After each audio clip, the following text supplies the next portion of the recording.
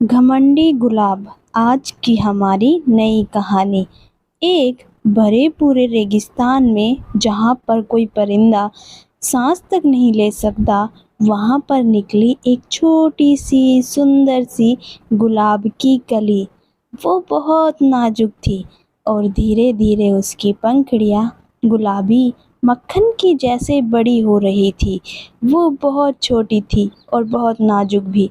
उसके दोनों तरफ दो बड़े कांटेदार पौधे निकले जो उस गुलाब की कली से बहुत हार्ड थे। एक तरफ गुलाब की कली बिल्कुल नाजुक और वो कांटेदार पौधे बहुत हार्ड थे। उनके ऊपर लंबे लंबे कांटे निकले हुए थे और वो दोनों उस कली को घेरे खड़े थे। लेकिन वो कांटेदार पौधे बहुत खुश थे। वो उस कली पर बहुत प्यार बरसाते थे।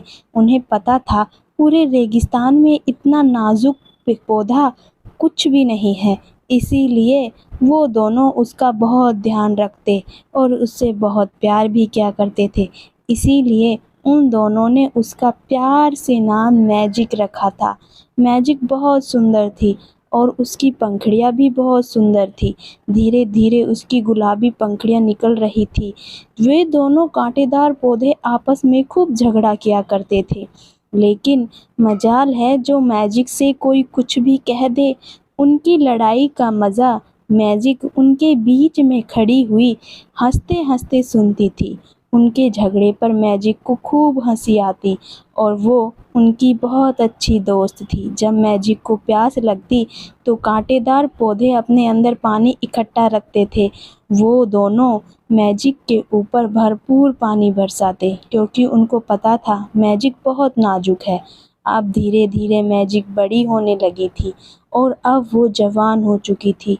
उसका सुंदर रूप उभर कर आ रहा था, देखकर कोई भी मोहित हो सकता था। वो दिखने में बहुत सुंदर थी और उसकी जड़ें जमीन में मजबूती से फैल चुकी थी और वो डट कर जमीन पर खड़ी थी।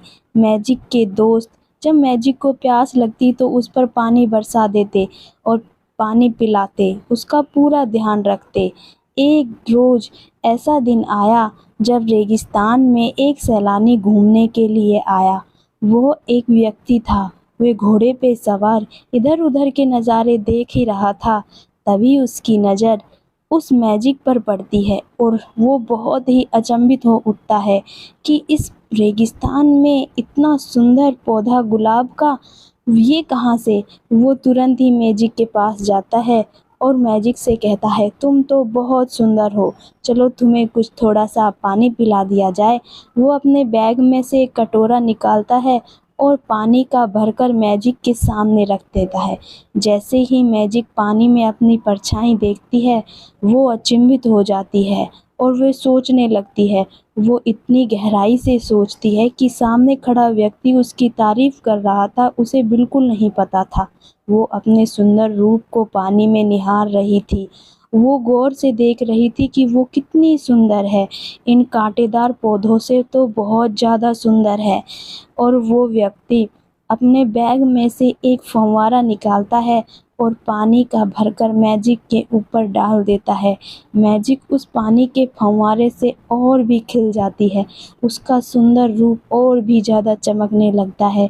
मैजिक ये देखकर बहुत ज़्यादा खुश होती है कि मैं कितनी सुंदर हूँ, भगवान ने मुझे कितना सुंदर बनाया है। तभी वो व्यक्ति कहता है कि तुम्हें यहाँ नहीं होना चाहिए, तुम्हें तो शहर के बागीचे में होना चाहिए।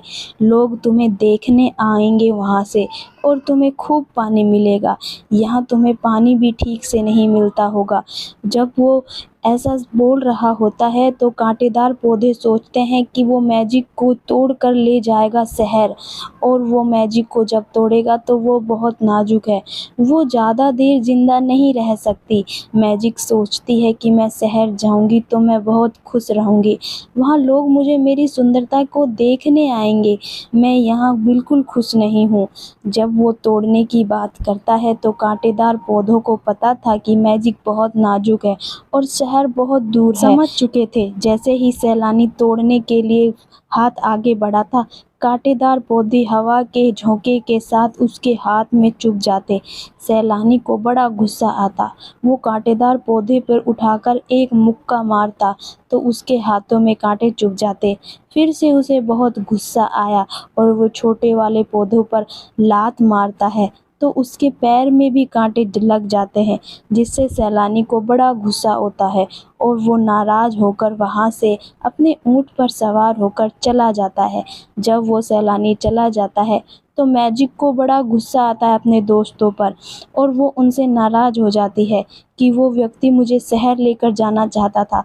तुम दोनों मेरी खूबसूरती से जलते हो। तुम कांटेदार पौधे, तुम्हें कोई देखना भी नहीं चाहता और मुझे तुम इस जंगल में रखना चाहते हो, यहाँ रेगिस्तान में। ये सुनकर कांटेदार पौधों को बड़ा दुख होता है, क्योंकि उन्हें पता था मैजिक इतनी दूर का रास्ता सफ़र नहीं कर पाएगी और वो अपने ही दोस्तों को घमंडी और ना कांटेदार बोलकर उन्हें चिढ़ा रही थी। मैजिक अब उन दोनों से पानी नहीं पीती। धीरे धीरे वो बहुत ज़्यादा कमज़ोर होने लगी थी। इतना घमंड आ चुका था कि उसने बिल्कुल भी मदद लेना नहीं चाहा। जब मैजिक बिल्कुल गिर चुकी थी, पेड़ बिल्कुल टहनी से टूटने के लिए हो चुका था, तब मैजिक को अपनी गलती का पछतावा हुआ। कांटेदार पौधों ने उसे पानी पिलाने के लिए कहा, लेकिन वो मना करती। लेकिन उन दोनों ने बिना उसे पूछे अपने पेड़ से पानी की फुहार शुरू कर दी, जिससे मैजिक फिर से अच्छी हो गई और मैजिक को अपनी गलती का पछतावा हुआ। थोड़ी सी सुंदरता के लिए उसने अपने दोस्तों से घमंड में आकर पता नहीं क्या क्या कह दिया था।